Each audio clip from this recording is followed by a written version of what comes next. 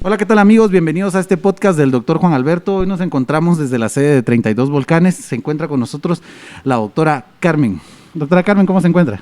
Bien, gracias. Cuéntenos a las personas que nos escuchan en Spotify y que nos miran en YouTube acerca de usted. Bueno, mi nombre es Carmen Benítez, yo soy médico graduada aquí en Guatemala. Luego de esto, pues estudié nutrición global, un poco más enfocada a nutrición más basada en plantas. Me estudié también soberanía alimentaria como un recurso, digamos, para hacer que las personas y la población, los colectivos, las comunidades tengan autonomía sobre sus alimentos. Y también estudié una parte de nutrigenómica, epigenética. Y pues de último estudié en Reino Unido también salud pública materno-infantil.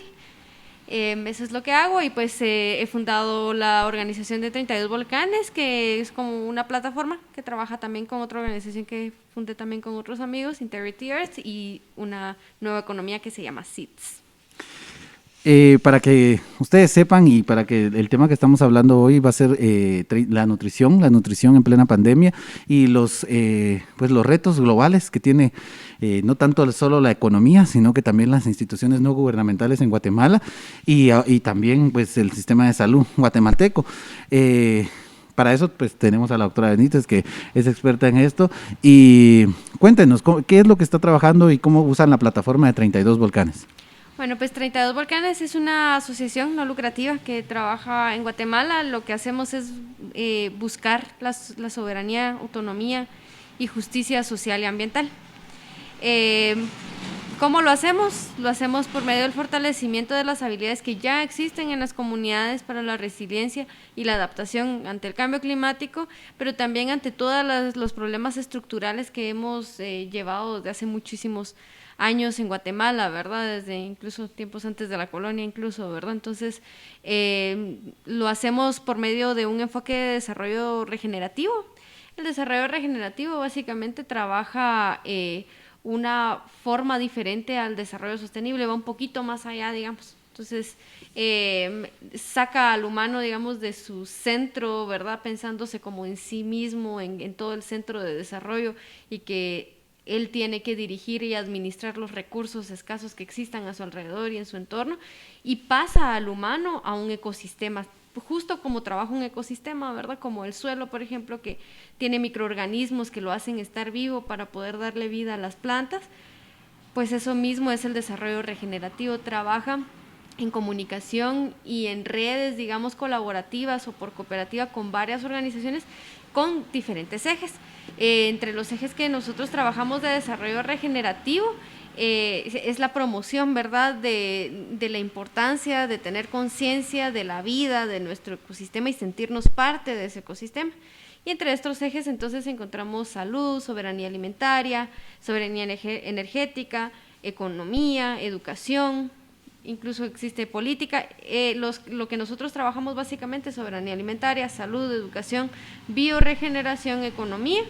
Y el último, que es lo que sostiene en realidad todos los programas, que es cultura, acceso al arte, identidad, pertinencia cultural. Y hay una parte que nos gusta mucho hablar ahí, ¿verdad? La parte sacra de la vida, ¿verdad? Que es como devolverle ese respeto a la vida. Entonces eso es desarrollo regenerativo y eso es lo que hacemos con 32 Volcanes. Y de aquí, de estos ejes, pues surgen todos los programas.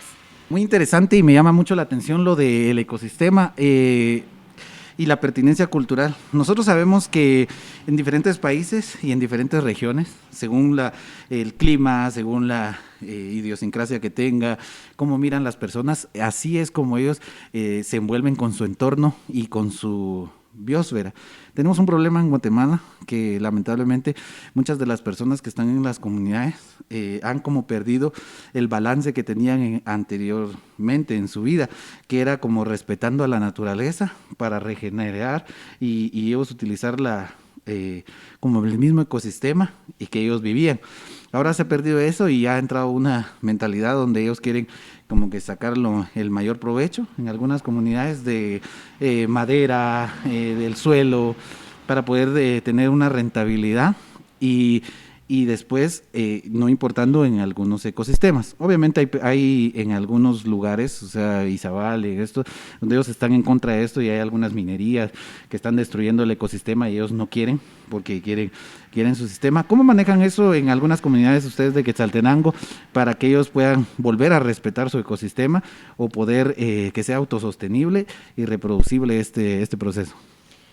Es una pregunta bien profunda, creo yo, ¿verdad? Porque de hecho este comportamiento colectivo que estamos teniendo planetariamente es realmente el resultado también o consecuencia de un sistema, de una civilización que buscó precisamente eso, ¿verdad? Aprovechar los recursos de la naturaleza al máximo, y decimos aprovechar desde una ideología de la economía bastante capitalista, sí, ¿verdad? Podría decirse eso, y también que ha sido como un plan, ¿verdad? Un plan de colonia, se le dice todavía, ¿verdad? Es bastante colonial todavía el sistema que surge, y es occidental.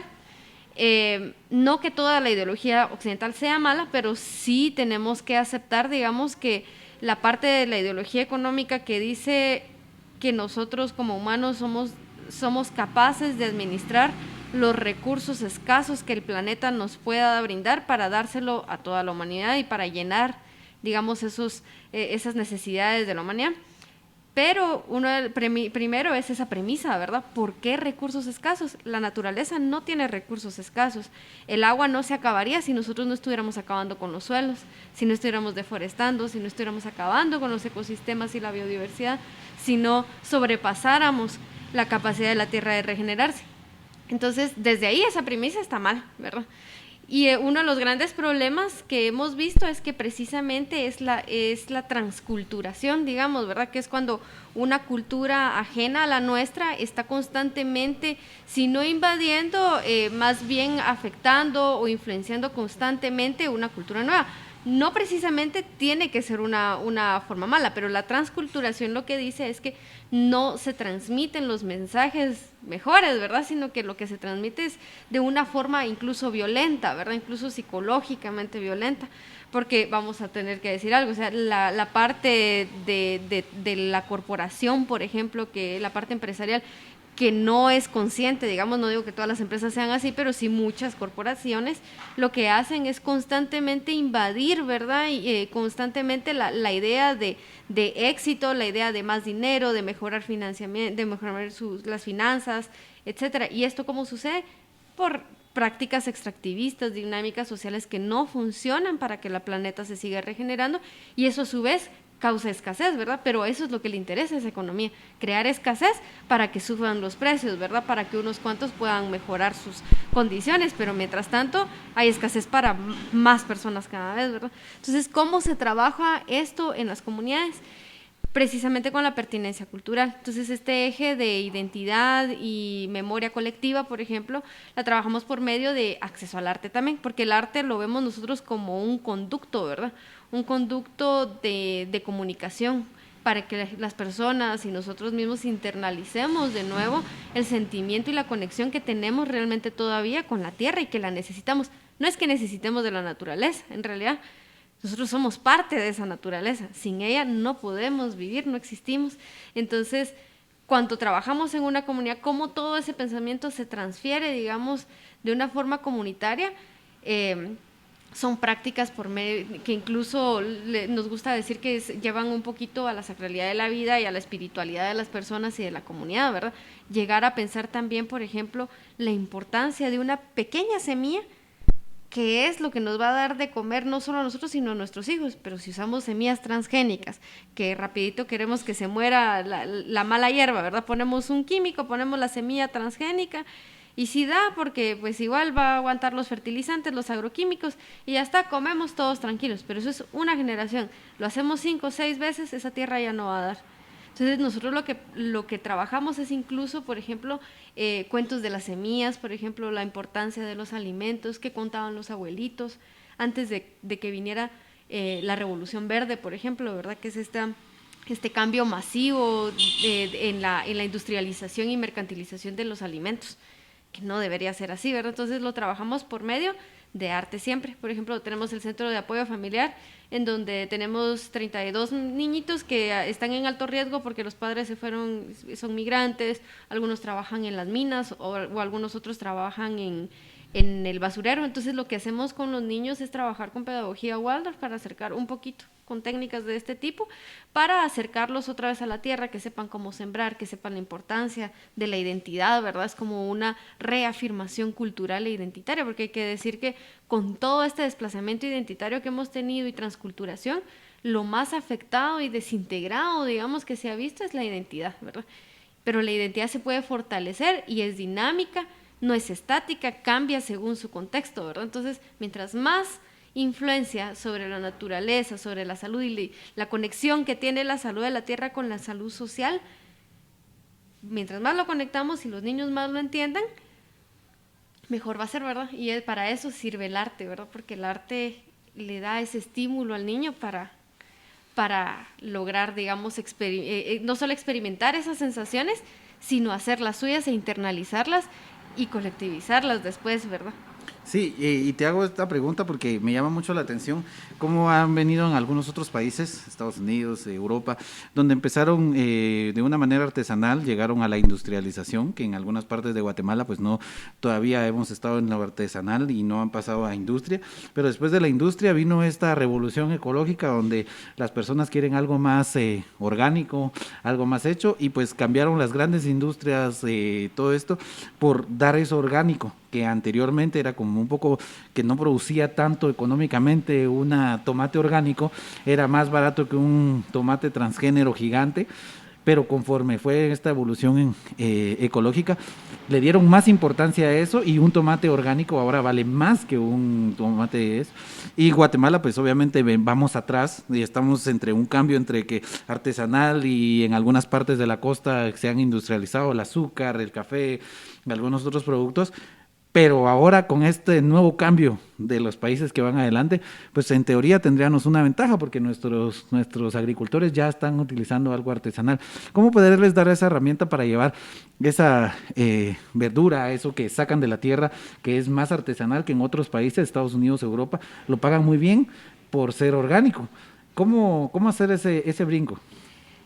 Estamos en una transición, ¿verdad? En realidad es una transición lo que estamos viendo en el mundo y es un cambio de paradigma. Es decir, los paradigmas que nos daban respuestas en el sistema económico, en el sistema alimentario, ya no son vigentes porque estamos viendo el colapso de la tierra y que nos saca de la tierra incluso, ¿verdad? De la vida, nos extingue a nosotros mismos. Entonces, nosotros trabajamos, hay una premisa bien importante, por ejemplo, en la soberanía alimentaria, que es que lo primero es que la comida no debería ser tomada para mercantilizarse. Eso no quiere decir que no se pueda vender, ¿verdad? Pero sí que no se aproveche, digamos, al máximo como un recurso al que se le puede extraer todo, ¿verdad? Para ganar dinero, ¿verdad? Entonces, cuando hablamos de productos orgánicos, estamos hablando de productos que ya no utilizan químicos, básicamente, pero eso no quiere decir que no se permita su mercantilización. Entonces, ¿qué es lo que trabajamos nosotros con la soberanía alimentaria? Se trabaja ya agricultura regenerativa. Entonces, la agricultura regenerativa lo que hace es regenerar los suelos que estaban dañados, regenerar la vida que había ahí, porque el suelo a veces lo tomamos como, bueno, es suelo, ¿verdad? Igual va a dar porque son semillas y ya está. Y no es así, ¿verdad? O sea, el suelo es un sistema vivo, es un ser viviente. Tiene muchísima vida dentro que le da vida a esas semillas.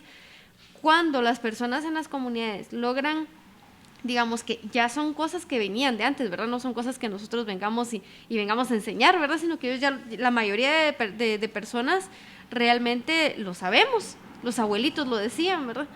Entonces es un poco ir atrás, ¿verdad? Por eso nos gusta trabajar mucho la parte de memoria, porque son prácticas que se perdieron y que se perdieron para la transculturación. Entonces, ¿cómo hacer para que se devuelva eso? Pues es básicamente la práctica, ¿verdad? Cuando miran, por ejemplo, cuánta cantidad de semilla ellos podrían producir sin tener que estar comprándola y depender de un servicio, por ejemplo, o de un agroservicio. que regularmente está basado en la Revolución Verde, digamos que la Revolución Verde mercantiliza e industrializa toda la comida.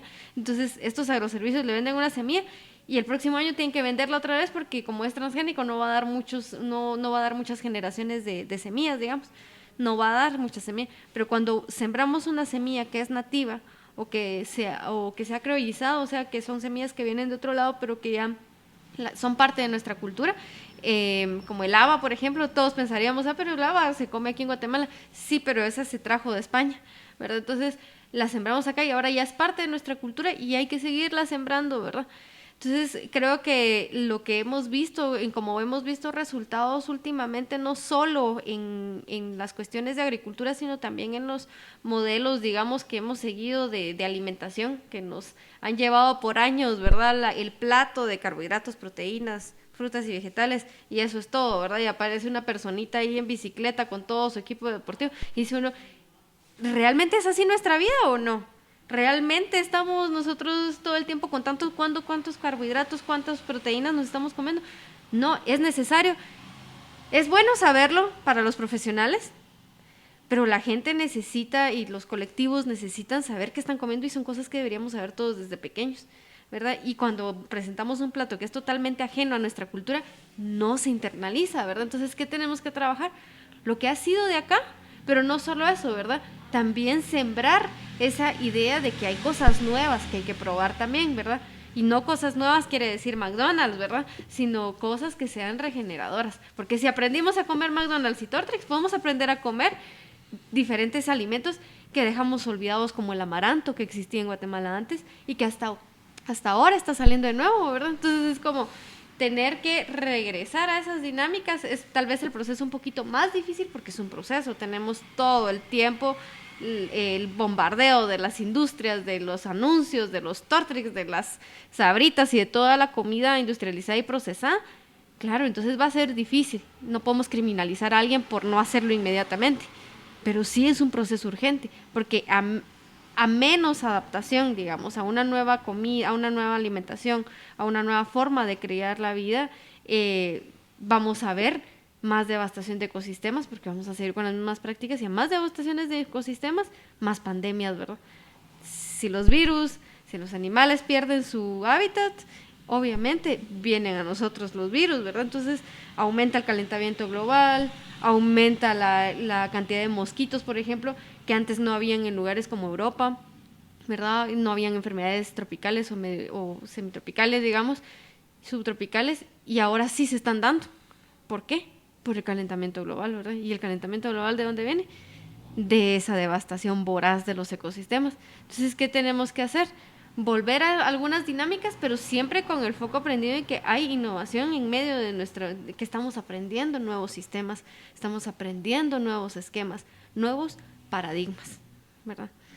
Es decir, tenemos que salir de la caja en la que estábamos y crear otra, ¿verdad?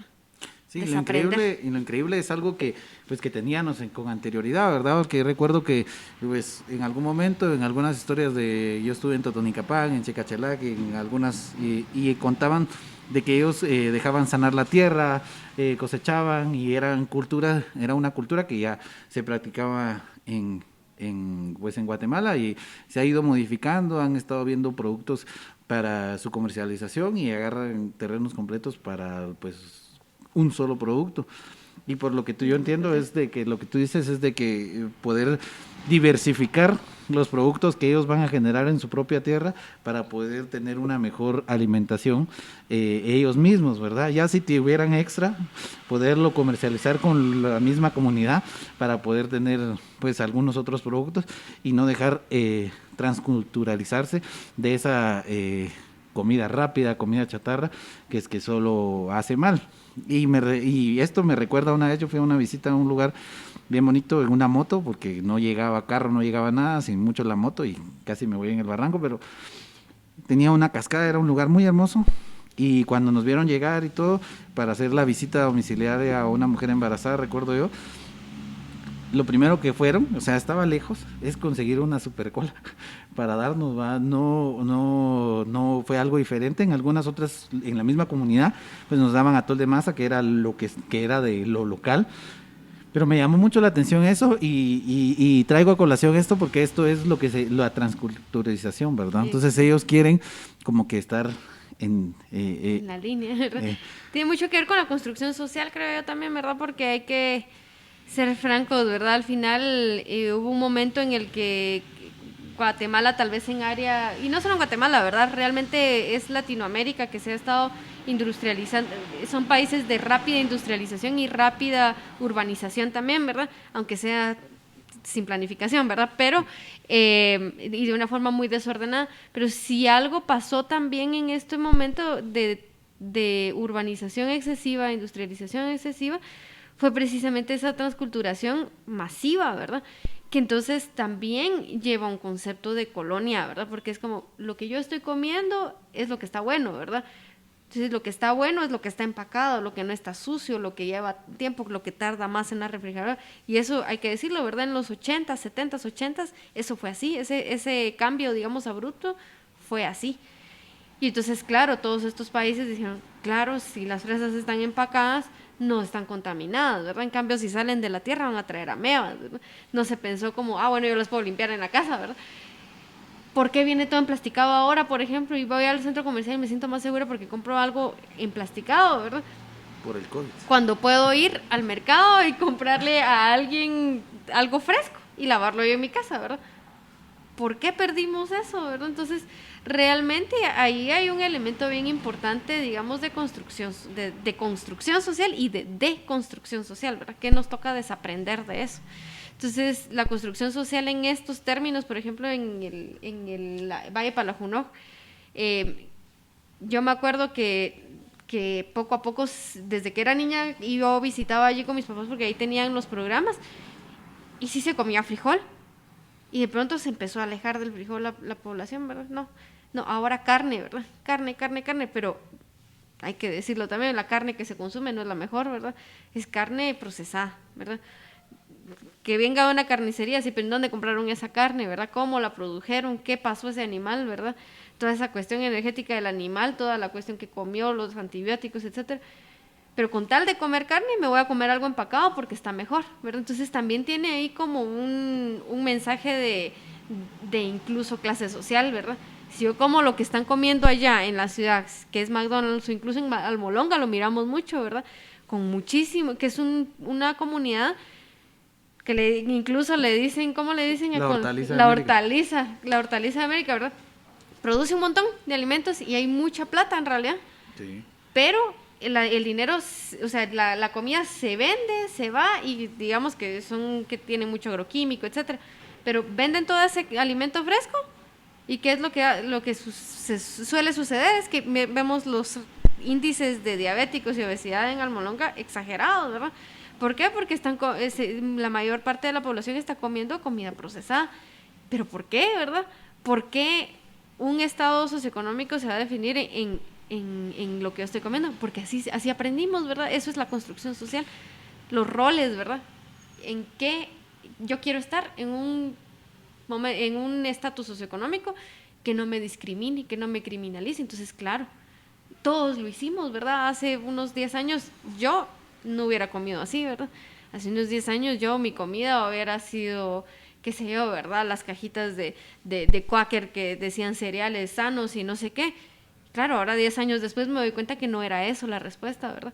Pero todos aprendimos y tenemos que desaprender, ¿verdad? Sí, y creo que esto se intensifica más con lo que es la migración a Estados Unidos, porque muchas personas traen pues ese modelo económico y es más fácil desaprender lo bueno y aprender lo malo que desaprender lo malo y aprender lo bueno. Exacto. Y son países que tienen pues alta plusvalía a nivel mundial, pero su forma de vida es muy rápida y en algunos de ellos observan lo que come el americano y entonces ellos piensan que es un mejor estatus y por eso traen esa cultura a Guatemala y por eso quieren como que igualarse pues al americano. Y en realidad lo que ustedes están haciendo con toda esta rompiendo la transculturización es para aprovechar mejor el suelo en personas que a la hora de tener una diversidad en su propio huerto van a tener una nutrición mejor y vamos a disminuir los índices de desnutrición con este nuevo pensamiento, ¿no? Claro, lo que buscamos nosotros realmente es atacar la malnutrición, digamos que en realidad es un invento muy artificial, ¿verdad? O sea, no debería existir hambre, no debería existir malnutrición, no deberíamos tener esos índices tan altos de obesidad en niños, ¿verdad? Que regularmente en Guatemala lo que sucede, y me imagino como pediatra lo has visto, ¿verdad? Que es el problema de un niño con desnutrición crónica y ya después de los 5 años empieza la obesidad, ¿verdad? Que es ese cambio, ¿verdad? Entre la programación fetal, digamos, los primeros 2 años y hasta los 5 años que empiezan ya con la obesidad. Y entonces vemos esos índices altísimos de diabetes, de hipertensión, etcétera, que son un gasto público enorme, ¿verdad? No podemos mantener un país enfermo. No podría ni Alemania, con la economía que tiene y el desarrollo social que tiene, no puede Guatemala, ¿verdad? Alemania es un ejemplo, por ejemplo, de cómo no es, cómo es que tenemos que desaprender qué es desarrollo. Por ejemplo, ¿por qué? Porque Alemania tiene un desarrollo social bastante alto, de los mejores del mundo. Sin embargo, ¿a base de qué está ese desarrollo social? No hay soberanía alimentaria, sus comidas casi siempre son industrializadas o son importadas. Es apenas, si no estoy mal, un 4 o 5% lo que ellos pueden producir. Es decir, que tiene un costo ecológico, una marca ecológica exagerada. Entonces, ¿le llamamos a eso desarrollo o no? ¿Verdad? El desarrollo social debería estar de la mano, ¿verdad? Entonces, eso es lo que buscamos, que el desarrollo social vaya de la mano con el que no tengamos una marca ecológica de esa magnitud. Y eso me recuerda mucho a que estamos en la Semana de la Lactancia Materna y que la Semana de la Lactancia Materna se está hablando acerca de la ecología, que la lactancia materna es muy importante para disminuir la contaminación, porque el utilizar sucedáneos de la leche pues trae contaminación y eso es algo importante. Pues es muy interesante todos los temas, creo que pues a grosso modo hablamos algo de lo superficial de que es toda la institución, porque en realidad tiene diferentes programas específicos, pero se tornó muy interesante lo que estábamos hablando acerca de la desconstrucción de los procesos y pensamientos que las personas han llegado, y sí me llama mucho la atención todo eso. Muchas gracias, doctora. ¿Algún comentario que quiera darles a las personas que nos escuchan y que nos miran? Bueno, yo creo que estamos en una época decisiva, determinante, ¿verdad? La pandemia, aunque no es un evento que nos traiga felicidad, ¿verdad? Obviamente, lo que sí está trayendo es más sentido común. Y los invito a eso, ¿verdad? A usar el sentido común. ¿Qué es lo que consumo? ¿De dónde viene? ¿Cómo puedo apoyar o aportar a mi propia comunidad por medio de mi consumo? ¿Cuánto poder tengo como la persona que está comprando esos alimentos? ¿Cuánto puedo hacer si yo produzco mis alimentos también?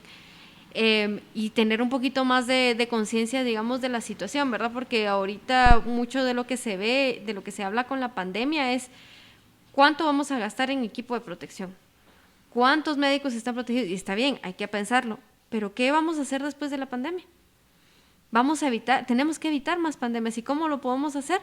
Por medio de no solo de la restauración y la regeneración de los ecosistemas de la vida y de cómo estamos viendo la salud, ¿verdad? Creo que eso es bien importante también, ¿verdad? Que sí, no lo veamos como medicina, siempre la respuesta, sino cómo tener siempre salud. Así que eso es mi mensaje. Cambiemos de paradigma juntos, ¿verdad? Regeneremos. Sí, y más se ha dado cuenta en esta pandemia, donde podemos observar que la más alta mortalidad son de esas enfermedades crónicas degenerativas que se van por la mala alimentación, diabéticos, hipertensos, y se está dando cuenta de que en jóvenes con obesidad también la mortalidad es bastante alta, y esto se podría llegar a prevenir utilizando pues algo que tiene Guatemala. Somos ricos en nuestra tierra, ricos en producción, o sea, producimos muchos, valga la redundancia, productos que nos pueden ayudar, incluso si se quisiera reconstruir eso, ese pensamiento social, ver que en otros países pues ya le están dando la importancia a lo que es lo orgánico, a lo que es lo procesado por la tierra, y si nosotros tenemos la oportunidad de pues tener un huerto en nuestras casas, poder llegar a tener algo, incluso en la ciudad. Yo tuve la oportunidad de estar en Valencia y pues con unos familiares y ellos tenían su propio huerto para lechugas, tomates, algunas cosas que ellos comían diariamente y pues lo sacaban de ahí, natural, limpio y no necesitaban un espacio muy grande para lograr tenerlo. Entonces es como que un pensamiento que les dejamos y ir mejorando día con día. Muchas gracias por escucharnos, muchas gracias doctora por estar con nosotros. Esperemos que pueda estar nuevamente en algún otro episodio hablando de un programa en específico porque que pues las personas que nos miran quieren escuchar más acerca de 32 volcanes y qué es lo que están haciendo, cómo están ayudando a Quetzaltenango. Muchas gracias, Dios los bendiga. Gracias, Juan, por la invitación.